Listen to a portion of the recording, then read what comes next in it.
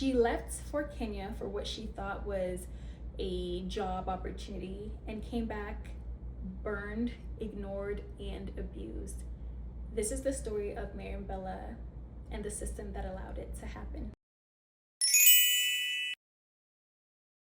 Hello everybody, welcome back to my channel. You are now tuned into Mina KB, the life of the Black African girl. And this is my podcast, Black Girl Talks. It's like a video podcast, and this is a podcast where I talk about issues, topics that relate to my identity as a Black African woman. And I feel like lots of people could relate to this, and you do not have to be Black or African. You could be a woman, or you could be a woman of color, or just a woman, like whatever. But come sit and listen with me. Today we're going to be talking about the story of Mary Mbela. Mary Mbela was a Kenyan woman who found a job position as a domestic worker in Jordan in 2016. She returned back to Kenya in a near-death state. It was very bad. It was really, really bad. She left for Kenya for what she thought was a job opportunity and came back burned, ignored, and abused. This is the story of Mary Mbela and the system that allowed it to happen. When I first heard of this story, I was actually watching a documentary with my partner on YouTube, and it really shook me to the core because I grew up with a lot of nannies, you know, growing up. That's like a very common Ghanaian thing. Like if you're African, you grew up with nannies, or African thing, or even in the States. But I grew up with a lot of nannies, and I know a lot of young women who do this type of work. And it really shook me to the core that I know people who could fall for the exact same trap. That's why it really shook me to the core. So today I'm really going to be delving into Mary Mbela, why this happened to her, and what the system called Kafala is, and all that. My goal is to really spread awareness. Before we get into Mary's story, we really need to understand the system called Kafala. Kafala is an Arabic term that literally translates to sponsorship or guarantee. So sponsorship or guarantee. Under this system, when a migrant worker comes to work for you as a domestic worker, the employer has complete power over the employee's visa, their passport, their legal status, everything. So we can see how the power imbalance plays a big role here.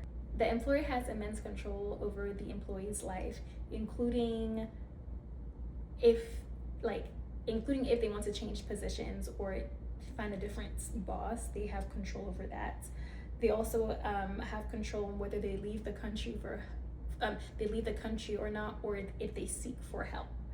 So it's very, very intensely restraining. It's basically slavery. It's modern day slavery. This imbalance of power has led to extreme abuse, and that is why a lot of people say that the Kafala system is like modern day slavery. Mary Mbela went to Jordan, as we know. She was making tea in the kitchen, and the gas cylinder exploded. So when it exploded, she lost consciousness. Then she woke up to her employers kicking her in the back and insulting her. One of the neighbors heard her cry, so they called the police. Then she was sent to I don't want to mispronounce the name of the hospital, but Al-Bashir Hospital in Jordan. That's how this started. And she was dealing with abuse prior to this. So, I mean, it just shows you, like, somebody is unconscious and then your boss is kicking you in the legs and insulting you because you passed out because there was gas in the air. There was an explosion, a cylinder explosion. At this point, Mary is in the hospital. She is asking her employers to contact her family in Kenya, and they're ignoring her. She's asking the staff members at the hospital to contact the Kenyan embassy, and they're ignoring her.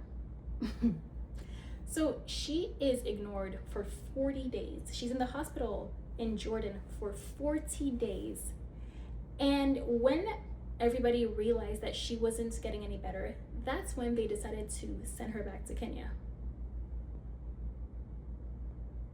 40 days, no contact with your family. They don't even know how you're doing. And you're in this critical state. I mean, this story just, it really touched my heart. Like, I cried after watching that documentary. Mary finally arrived to Kenya. And when she arrived to Kenya, from head to toe, she was bandaged up. Her family literally did not understand the severity of her pain until they got to the hospital in Nairobi, and the doctors unwrapped her body from the bandages, and they saw the burns on her body. Like, it was all over her body, her chest, everywhere, all over her body. Just terrifying. And to think that her family did not know anything for 40 days, and they only contacted her family because they saw that within that 40-day span, she wasn't healing, she wasn't doing well. So they just they were just like, well, she's no good now. She's definitely no good now. So we're just gonna send her back. Like, so that's what happened. I have a few quotes from Mary. I have all my sources in my description below, but I'm just gonna grab my iPad and share a few quotes that I have. These are literally quotes from Mary. May she rest in peace. Oh, also, the doctors at the Nairobi hospital were saying that even the painkillers, the strongest painkillers they were giving her, were not helping with her pain. You guys can find pictures online because the pictures of her burns were published by one of the senators in Nairobi. I'm gonna read this. Mary later shared that, she says, "My female boss and her daughter would often beat me for the most trivial reasons. They gave me bad food. I worked from 6 a.m. until late at night with no breaks. They took my passport the day I arrived. I had no calendar. I never knew what day it was." Her family also spoke out saying, "We cannot understand how her employers allowed 40 days to pass before notifying us. They may not have set her on fire themselves, but they contributed to her suffering, and we want them punished." So this was a quote from her family. To this day, there has no compensation has been given to the family.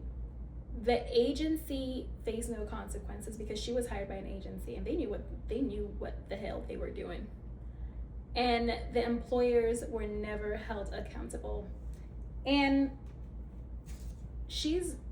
there are many cases like this that are not even talked about, where the abusers are not being held accounted for. The abusers are not being held accountable for. My main question was, is this still happening? And in my heart, I do believe that this is still happening, but I did some research. So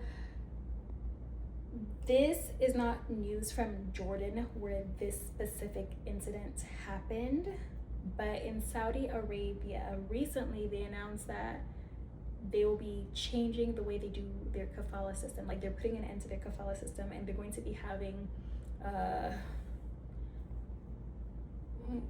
more rules and regulations, so to speak. But to me, that doesn't really guarantee safety.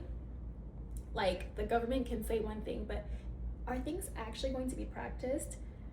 They did mention that they're going to enable employees to switch employers without their employer's permission, that they wouldn't need an exit visa, and then that the people working would have access to limited action to legal protection. But once again, as I said, the government can say all the government wants, but the Kafala system has been happening for so long, and in Saudi Arabia it says 50 years. For 50 years, so people are not going to just stand up and start treating people right. I don't know, but it says on paper, but it takes time for people to practice those things. I don't know. I also invite you guys to answer this question with me. You can comment in the comment section below. The question is, why is this happening? Why is this happening in our backyard?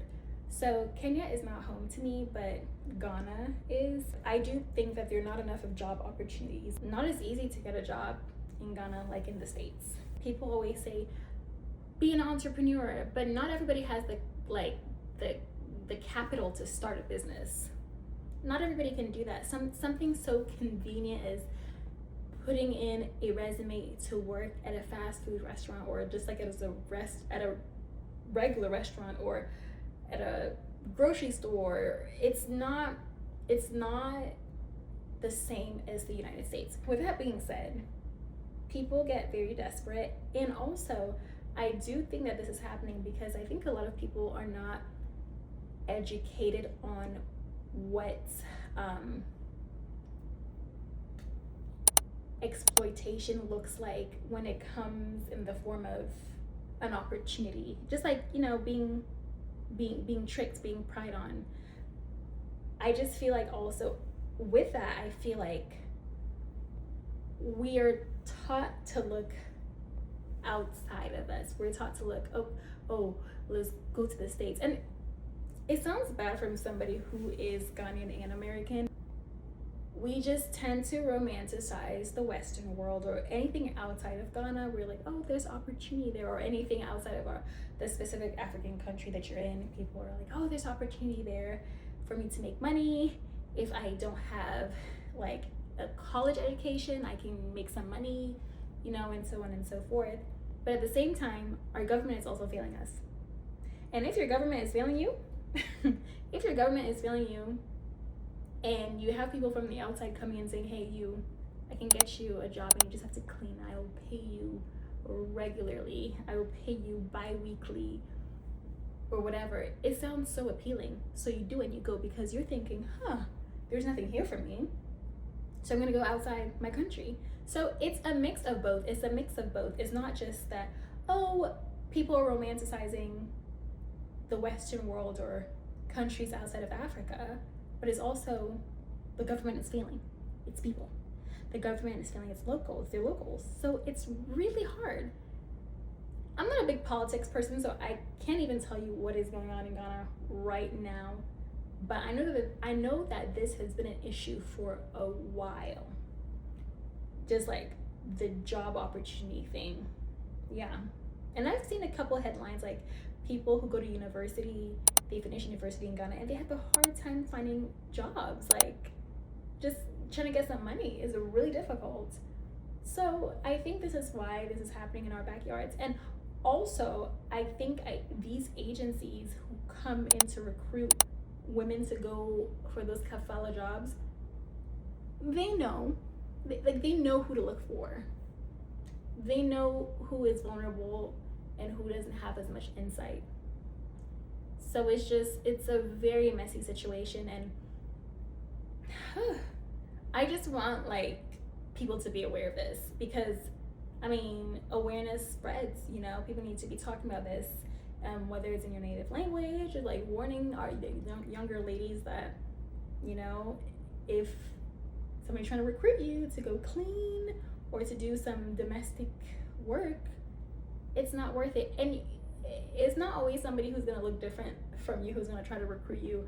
You never know. Some of your own people could betray you and could be working for the other side. So I am putting that out there. I just want to spread awareness about this. I know that I cannot do anything about this situation. It is way bigger than me, but it really touched my heart, and I really wanted to come on my platform and just share the story because I did not know about this. Okay guys, thank you so much for tuning into this video. I really, really appreciate you for sharing this space with me and taking the time out of your day to just listen to what I have to say. I might not be a professional, but